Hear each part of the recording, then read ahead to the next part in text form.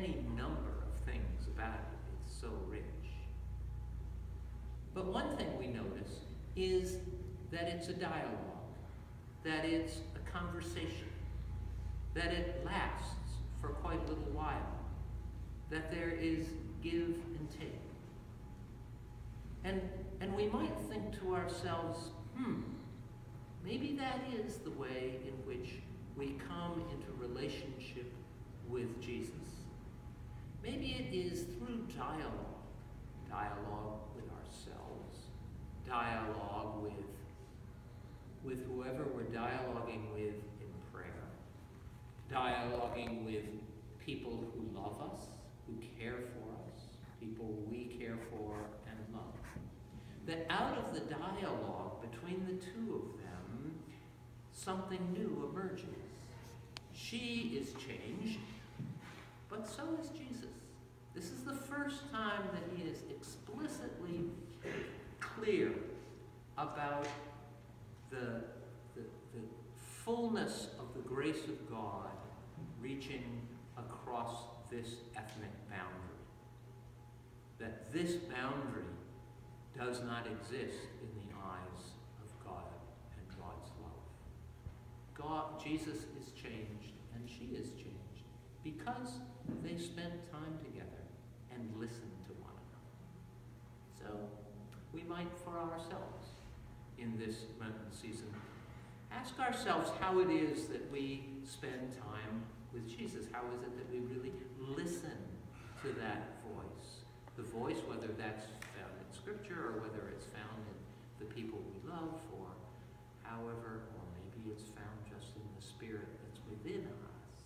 How is it that we enter into dialogue with Jesus? Because it's not a matter of getting it right. It's a matter of entering into relationship and growing into it as the woman grows into it in this story. How are you growing into that relationship with Christ in your own life? The other thing we might particularly note is this conclusion that he reaches, that we will not worship on Mount Gerizim or in Jerusalem. We're going to worship in spirit and in truth. So wherever there is truth, wherever there is God's Spirit, that is where we will worship together.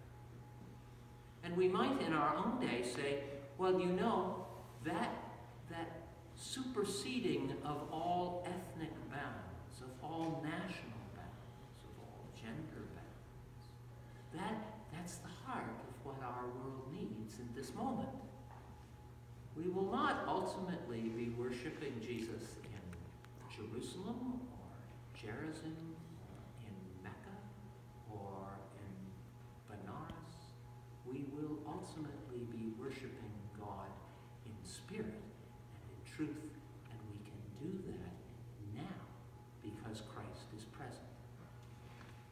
That is, this story brings us both the encouragement to enter into dialogue with Christ and the fulfillment of that dialogue in the understanding that Christ's love, that God's love, reaches beyond all of our divisions, even the divisions